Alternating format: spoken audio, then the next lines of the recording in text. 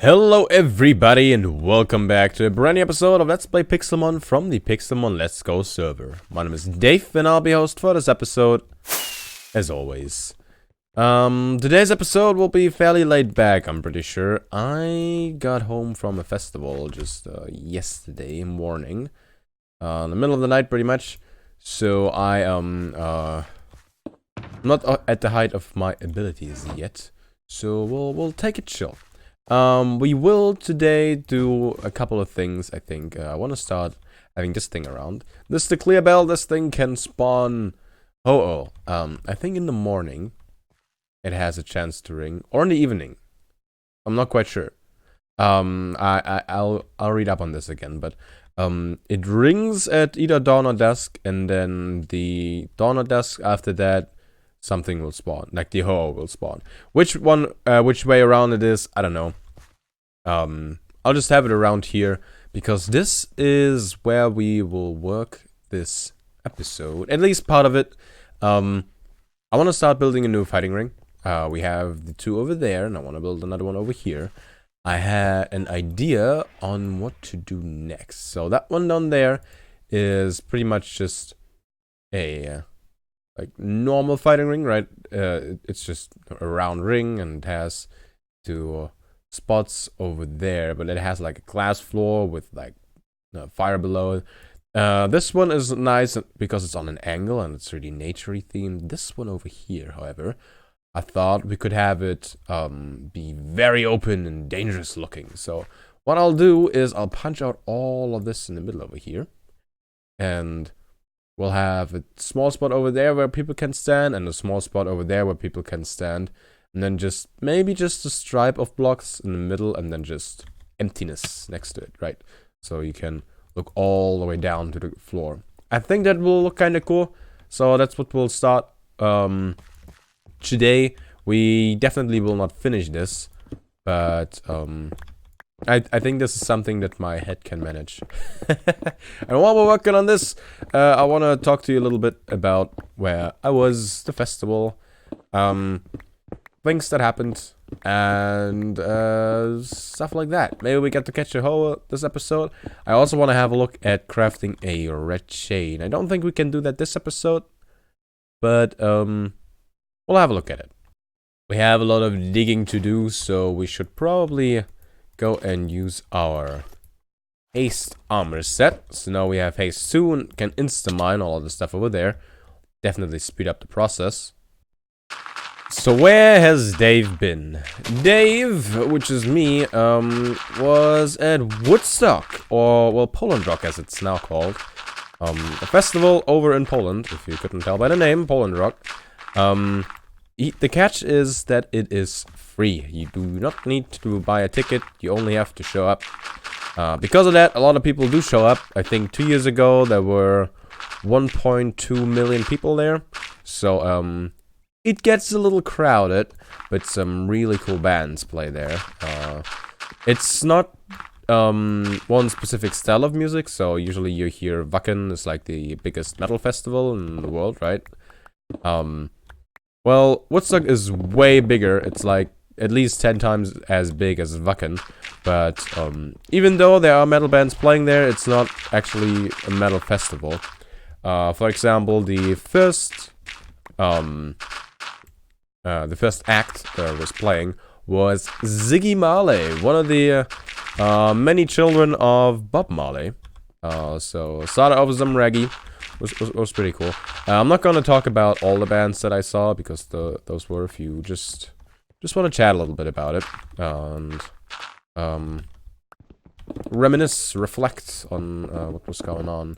We arrived on the festival site on Thursday and we left on Sunday. We were camping in somewhat forested area, not too much. Like not really dense forests, so not really tall trees. But yeah, we had some trees around, so even though it was really hot and really sunny all the time, the few times when it rained, we actually didn't get too much rain on our tents, and also we always had shade at our place, which was which was a blessing. I did get sick because of the rain and walking around in wet shirts from sweating too much in the pit, but that's a different story. A lot of the people that were there I didn't know too well, but it was a really chill group. Again, usually it's like one of the biggest thing of Woodstock is that people are really nice there. I don't know if that is because you don't pay to go there, but usually when people go there, they're just super chilled out. Really nice. The thing is, it is in Poland, and most people that go there speak Polish, and I don't. So, a lot of people were trying to talk to me, and I didn't understand the thing, which caused for some fun interactions. Usually not a problem though. You can just tell them, hey, I don't understand you, I'm sorry, and then they either just smile and walk off, or they try again in English. The only time where the language was kind of a problem was when we went to buy a burger at one of the many food selling places. It got super crowded there, right? So, they had a line where they were taking orders and they were giving out cards with numbers, and then when your order was ready, they would call out your number, and then you can go and pick up the stuff that you ordered, right?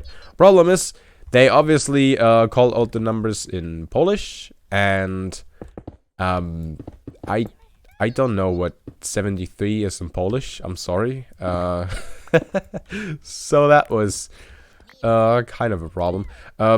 We just tried to memorize who was like directly in front of us and just hope that they go after that, like in that order, right?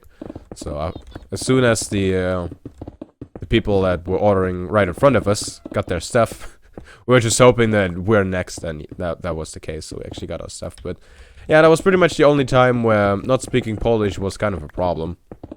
Other than that, it was all smooth sailing. Now, the bands that I went there to see, the main act that I really wanted to see was Testament. That was kind of the band why I really wanted to go there. After we had decided to go there, because of Testament, and because it's Woodstock, it's always nice to go there. They also announced that Lordi was going, and I am a bit of a Lordi fanboy, so that was definitely awesome. So I saw both Testament and Lordi, which was awesome. But there were some other bands that, yeah, I didn't know before that really blew me away. So two of my absolute like highlights of the Woodstock Festival were, for one, the band Avatar. I did not know them before, but that was such a good show. So much fun in the pit. That was just awesome. I'll definitely check them out a bit more. That was really cool. And then probably the most extreme band that played this year was Decapitated. Decapitated, definitely a band for the pit. Ooh. Oh boy, I definitely came back with a bunch of bruises on my arms and on my legs and on my back, and everything hurts a lot, but I had so much fun. Another band that I was really happy to see were the Casualties. You may know them. Kind of legendary punk band, a street punk band from the 90s. I think from New York. I think somewhere in the US. Not that much. And yeah, they tore the place apart. That was a lot of fun. They actually played on the second stage, which you would think is a smaller stage, right? But because the festival is so big, the second stage is still pretty big stage. There also were the usual fun suspects, like the Hare Krishna camp. They always have a camp there, which is the only camp that actually like stays somewhat clean during the whole time. They have some weird rules, but usually it's really chill there. If you just wanna go somewhere, sit down, maybe eat some weird vegan, no impact on the environment kind of food that you can not tell what whatsoever it is, then that's your place. And they also sold water for pretty cheap, so that was nice. But yeah, there's actually quite a lot to talk about that I just can't think of at the moment. I feel like I'm not fully at home yet. My head is still in festival gear. I did once again think about making a vlog of the whole trip, but I didn't. This year around, I don't know, when I went there I was kind of full of the internet for a little bit, so what I did is on the way to Poland, I turned off my phone and I dumped it into my backpack, and I only turned my phone back on when I was back at home, so yesterday. When at the festival, I didn't even know where my phone was, to be honest. So I was pretty much unplugged for all that time, which was nice. But that also means I don't have any pictures or images or whatever. Other people made some, so I have some for me, but I don't really have anything that I can show online. But you can just type in Poland Rock 2019 and have a look at a few pictures so you can see all the madness. There's... oh man, there's just too much good stuff to talk about it all. We have a nice open space already. I will have to dig out a bunch more over there though. Let's see where we will place the first base for the first fighter. On this side, let's say we have this thing 5 over, sort of like this. So I was thinking about how we will initiate the fights in here, right? Since I don't want to have anything in the middle, so we will have to start the fights in a different way. However, I remembered that you can actually start a fight by throwing your Pokemon onto the other trainer. So as long as you can reach the other trainer with your Pokeball, you can start the fight. And I think that's what I want to do instead of having a platform in the middle where you throw your Pokes on. We'll just have it all floating in the middle. I think that's a good size. It's actually pretty big. I think that goes out too far. I'll push this one back in. Then you just go... then you start the fight. So, at the beginning of the fights, the Pokemon get set back to the player anyway, which is why I don't really care about having a place down there. Now, maybe the pokes will actually fall down during the fight, which will be kind of weird if you can't actually see the Pokemon fighting. So we'll have to think about something to do there, which is why I thought maybe we'll still have a stripe for the pokes to fight on in the middle. Well, I'm not quite sure. I read up on the clear bell, by the way, as in I have the wiki page open at the moment. Let me read to you from it. So, after the bell is placed, each dawn of the Minecraft days cycle, the bell will have a 1% chance to begin ringing and glowing. When the bell activates, any nearby bells of similar bell types will also follow suit. The bells cannot be destroyed once activated. Once activation occurs, the bell will have a guaranteed spawn for its respective legendary when the day reaches dusk. The legendary will seek out and try to attack the player who placed the bell first. If this fails, such as the player not being online or already in battle, the legendary will then spawn from the bell and wander around the bell's location. On successful spawn, all bells that were grouped together when they became activated will be destroyed and lost. So there you go. Each morning we have 1% chance of this thing actually ringing, which means on average it should take 100 days cycles, 100 dawns, which I'm not looking forward to. And then we have to be around for dusk to actually throw a Master Ball at the hoe. I don't think I want to risk actually catching the hoe normally, because this stuff is too rare. So I'll just throw a Master Ball at it once we have it. I have to do a bunch more polishing over here, and I will do that later, not now. I think we spent enough time this episode over here. I think we'll have like, I don't know, 12 minutes, 30 minutes, something like that.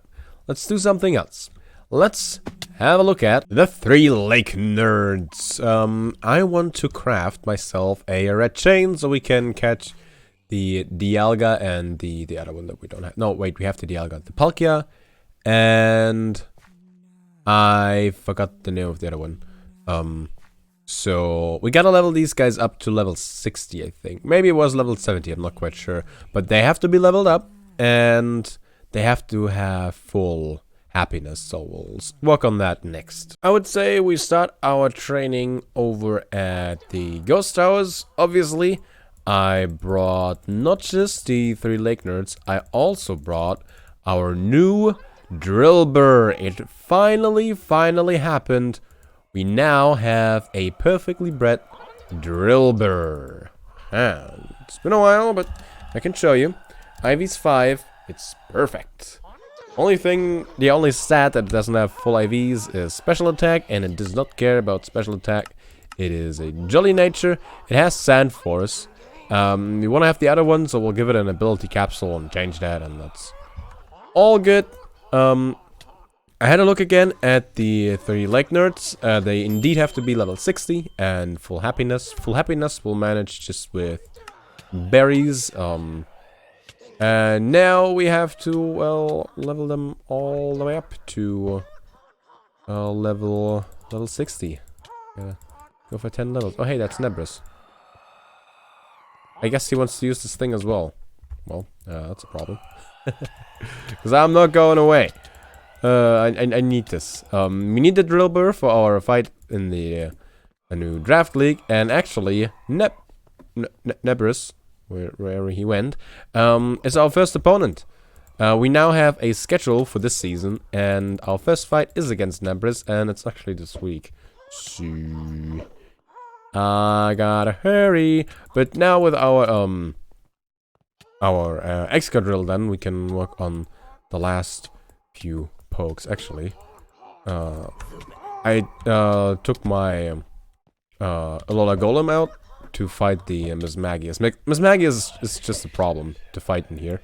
With our Crocodile, so you usually need 2 good pokes against it. But like this, we can also train our Noibat. Our Noivern is our only dragon type, and it will hopefully cause some problems for the Nebris, so we can train this one as well.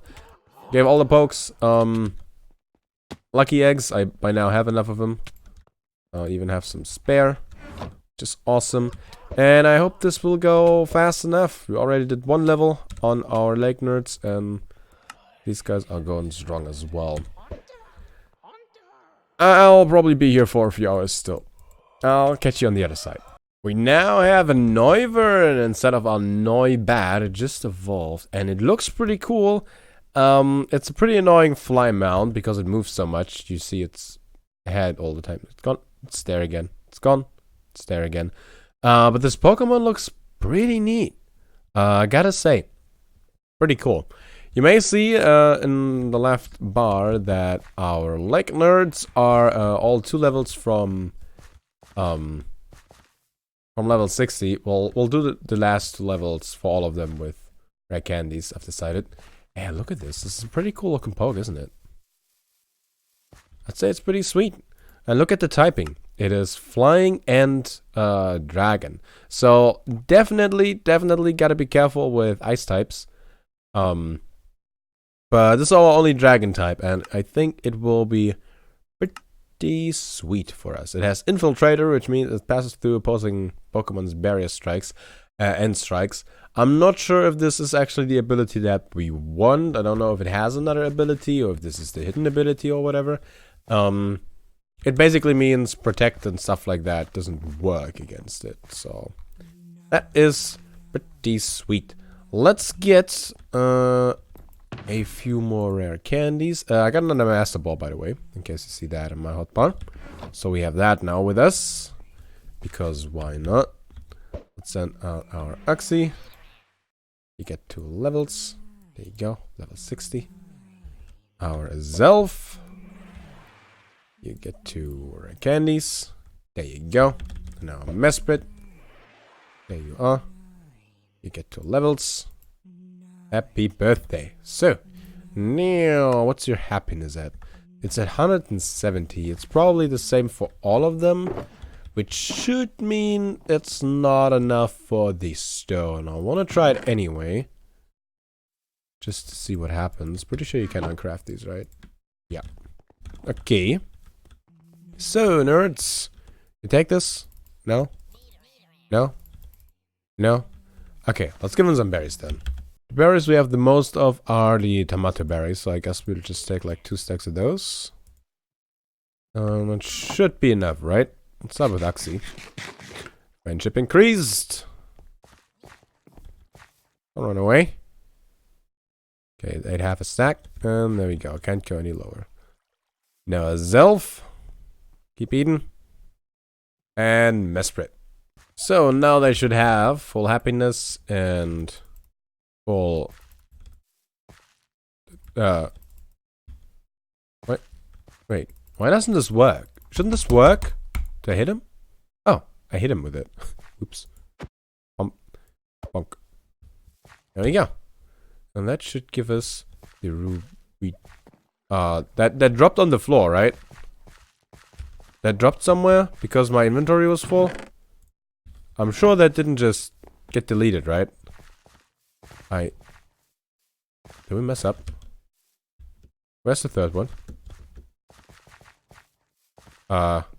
Where's the third one? Don't tell me we are missing one. So, we did this 3 times, right? But we only have 2 of them.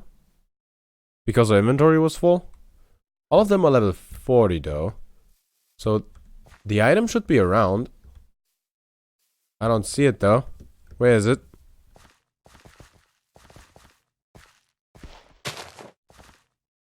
Where is it? You hear that? That's Ho-Oh. It's happening. It is happening. Hyper Beam. Awesome. Oh man. Yeah, so I just came here. I was a little annoyed that we didn't get the last ruby. So we have the ruby of emotion, the ruby of knowledge. The other ruby I think is the one of willpower. Or I don't know. The one of a Zelf is the one that we didn't get. A Zelf is apparently pretty easy to get, so we can do that. Technically, we only need 2 red chains, and we can still craft 2 red chains. We can still get 2 more rubies out of this Zelf, so that shall be no problem. Still, not cool. So, I will have a look at the nature that we want for our Ho-Oh, and then we'll catch it in dusk. So, while we wait for our Ho-Oh to spawn, for time to pass, let me quickly read a little bit about Ho-Oh on Smogon. I had a look at what nature to use, and I'm not sure, because Smogon actually lists 4 of them. Impish, Bold for, like, Impish or Bold. For a defensive type, or Adamant, or Jolly for a offensive type. So I'm not quite sure which one to go for. Let's read through the overview for Ho-Oh, however. Ho-Oh stands out in Uber as both a defensive and offensive cornerstone to balance teams.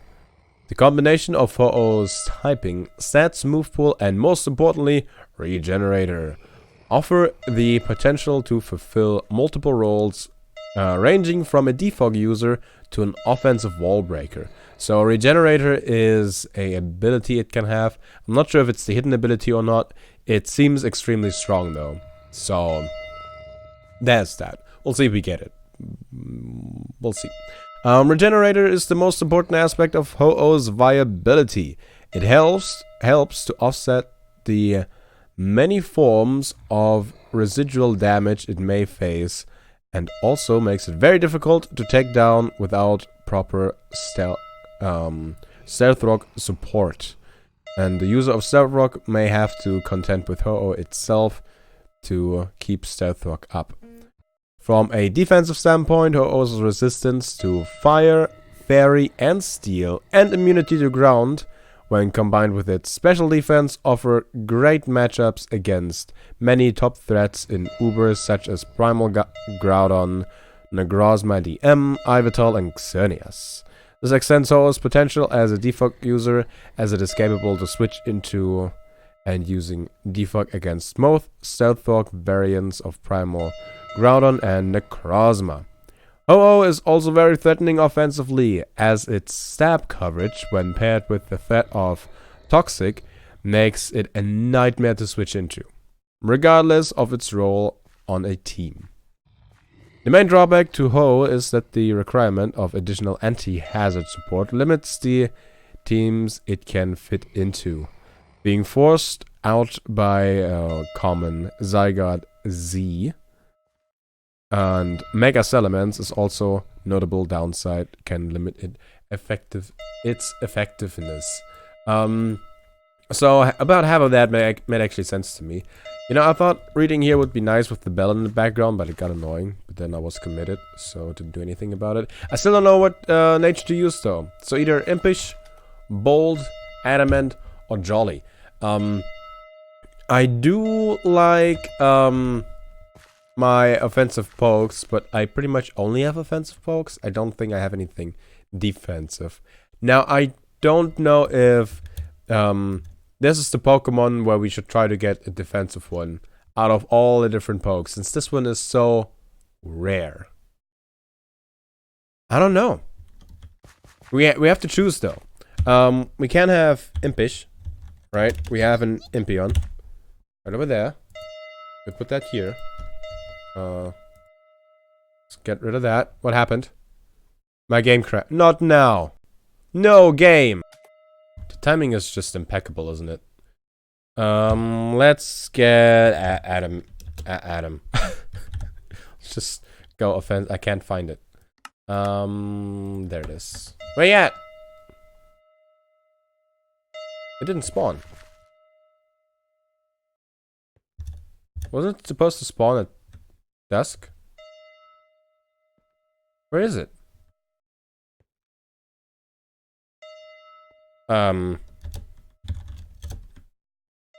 What?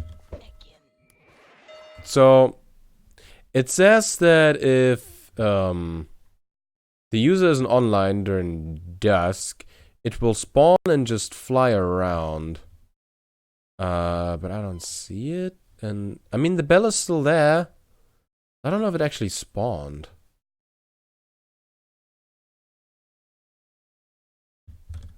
No.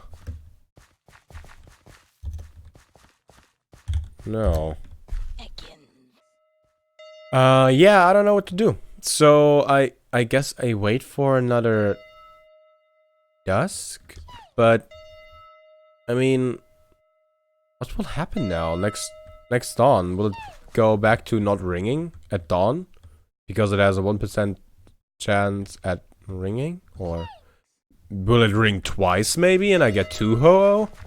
Hey, that would be cool. Today is not my day, okay? First we lose the 1 ruby, and then I crash right when Ho-Oh is supposed to spawn. Oh man, that's not a Ho-Oh. I don't see it around too, so I don't think it spawned. I think as soon as it spawns, the bell disappears. I could be wrong on that, for sure. But I'm pretty sure this is not how it's supposed to work. I guess we wait. The moon is going down, the sun is coming up, it is dawn again. Let's see what happens to the bell. I am a little I'm a little scared about what's going to happen here. You can have several of these around, right? At the same time. I think that might actually increase your chance of these things ringing. But I think as soon as the Ho spawns, all the bells that were not used turn into... I'm not sure if they break or if they turn into bedrock, but yeah. I'm a little scared that this thing will just break during sunrise. Or stop ringing, for that matter. That would suck too. So far so good. The time up here above the map still says sunrise, so I think we're still good. We'll see what happens during day. Let's just 5 more seconds. And, it's daytime. It is still ringing. So I think we're good. Let's wait for dusk. You know, looking out into the sunset over here, listening to the bell ring, thinking about all the mishaps that happened in this episode have made me realize that I think I want to go for a Jolyon, to be honest. A Jolly. Oh, the Adamant will boost its attack, but Jolly will boost its speed, and being fast is always good. So, let's go for Jolly, shall we? Sure. Here we go. Here we go. It's about to spawn. Right? Now, Master Ball. We have a few Dust Balls, Quick Balls. We don't need those. We only need the Master Ball. It'll spawn. Right now. I'm gonna guess it. I don't know when it spawns. Honestly, I've no. Oh! Here it is. Oh, it has pressure. It doesn't have regenerator. Alright, well then, Jolyon. I cannot move the camera. It's a good looking poke though. That's for sure. Master Ball. There we go. We don't see the ball either, which is kind of annoying. But okay. Ha! Resurrecting Rainbow! There it is. There you go. We now have a hoe. Let's have a look at it. Let's see if it's synced. Let's see what happened. We have a small growth Jolly ho. Has Sunny Day, Brave Bird, Guess, and Safeguard. Pressure, as we saw. Let's try for IVs, number 6, and we see that it has perfect speed, perfect defense, and perfect HP. I feel like it, yeah, it's more defensive for sure. That's pretty cool. Look at that. Ta-da! It's a pretty good looking poke. I do like it. Screenshot. And screenshot. That's pretty neat. Awesome. Well, after all this, all these problems that we had, I think now is actually a good time to end the episode. I hope I made a good choice with having this thing Jolly instead of one of the other ones. It is one of the recommended natures on Smogon, so it can't be that bad. Am I right? I hope you enjoyed the episode, and I hope you check back with me next time, next episode video stream, whatever it will be. And until then, see ya.